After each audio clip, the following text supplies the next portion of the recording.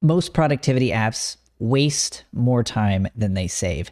Every single time I say this or I go into this subject, I always get pushback, but it's true, right? And I've watched a lot of people use their productivity apps and I've experimented with them a lot myself. It's why I think I've tried every single one under the sun and always go back to just a pen and paper. And the reason is because they overcomplicate what is very simple. I've watched individuals before who will make this big old long list of things that they need to do that take less than 5 minutes that would have just already have been done if rather than putting them into a to-do list app, if they just did them, they'd be done and they wouldn't have needed to pay the $9.99 a month for the productivity app.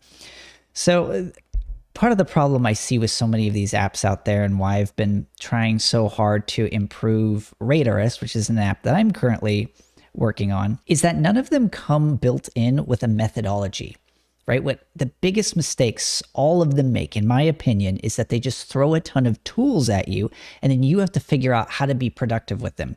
Here's tags, here's deadlines, here's due dates, here's priorities, here's sublists, here's projects, here's a calendar, here's a Kanban board, here's just all this stuff.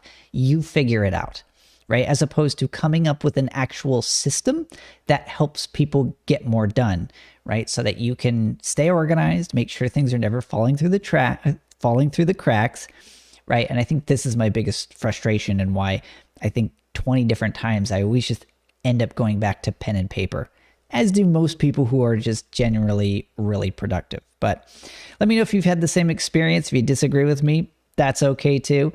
But it's one of the interesting things I've seen time and again as I've been working on Radarist and been doing research of other productivity apps.